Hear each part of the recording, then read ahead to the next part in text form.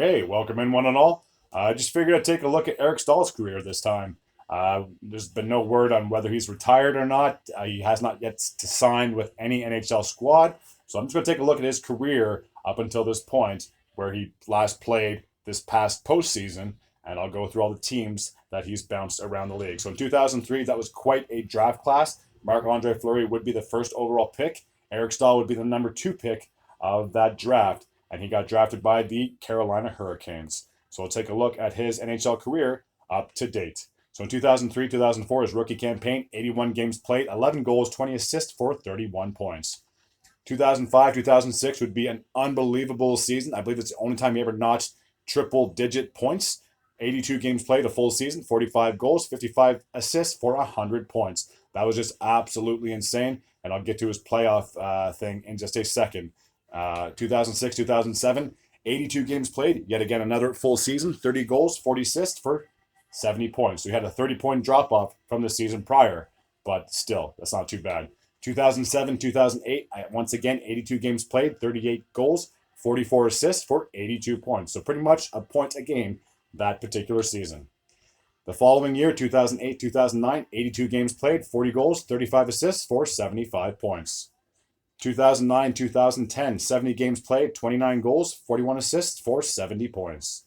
2010 2011, 81 games played, 33 goals, 43 assists for 76 points. So this guy was obviously averaging well around 70 points a season, which is pretty darn good in the NHL. 2011 2012, a full season, 82 games played, 24 goals, 46 assists for 70 points. 2012 2013, just like I've discussed with any NHL player that played in that time, it was a shortened season, and they only played in the calendar year of 2013. A full season, 48 games that year, 18 goals, 35 assists for 53 points. 2013 2014, 79 games played, 21 goals, 40 assists for 61 points.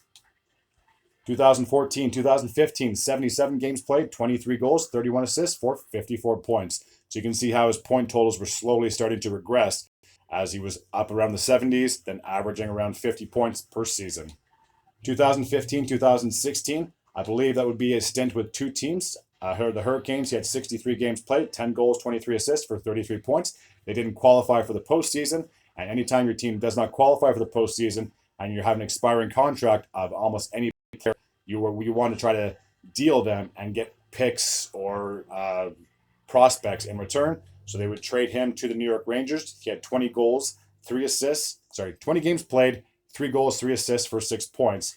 And in the off season, he would end up signing with the Minnesota Wild.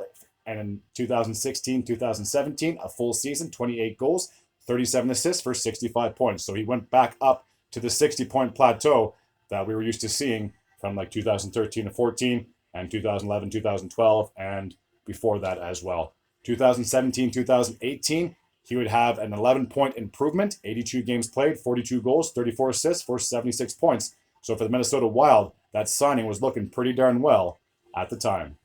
2018, 2019, 81 games played, 22 goals, 30 assists for 52 points. So we had a drop off of 24 points from the season prior. 2019, 2020, 66 games played, 19 goals, 28 assists for 47 points. And up until that point, I think that was his lowest point total to date. Any other year that I just reviewed, he had at least 50 points or more.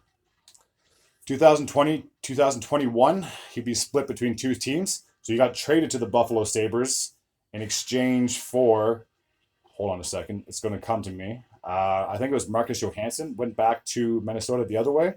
So he played 32 games for the Buffalo Sabres, 3 goals, 7 assists for 10 points.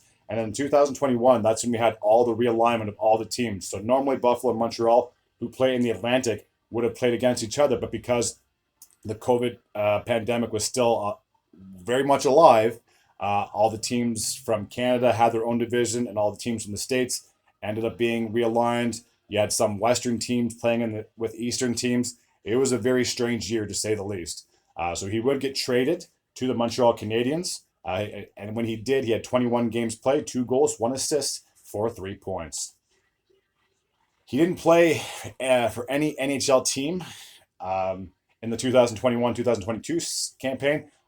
I want to say that's maybe Iowa, but I could be mistaken on that. 4 games played, 2 goals, 3 assists for 5 points. In 2022, 2023, he would sign a 1-year deal with the Florida Panthers, along with his brother Mark.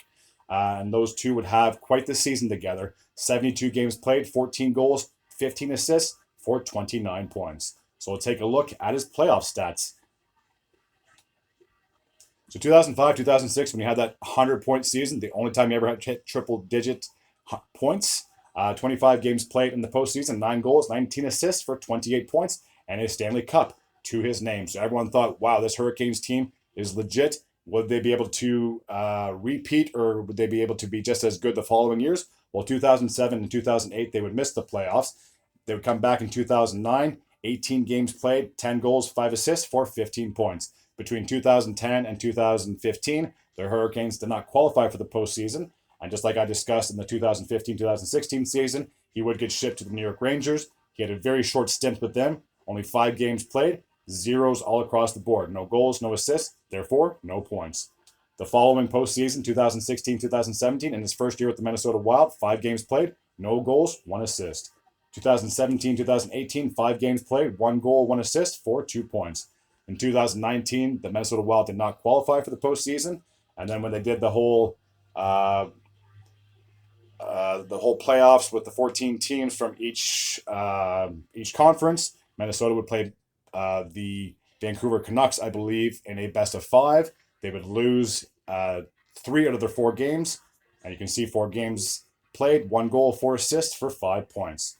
The following year, when he got traded to Montreal, 21 games played, 2 goals, 6 assists, 8 points. He went all the way to the Stanley Cup final, but unfortunately, the Habs lost in 5 games.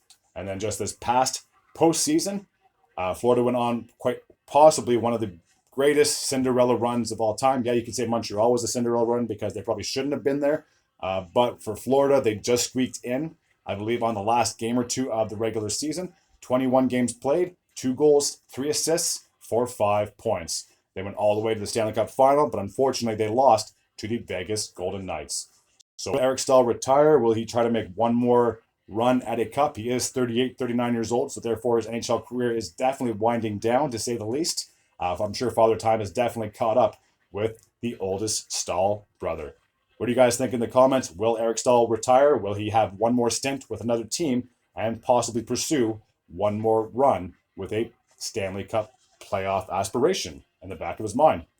As always, if you're new to this channel and you like this type of content, please feel free to hit the sub button. I'd be very grateful, and I'd be very appreciative as well. Until next time, take care.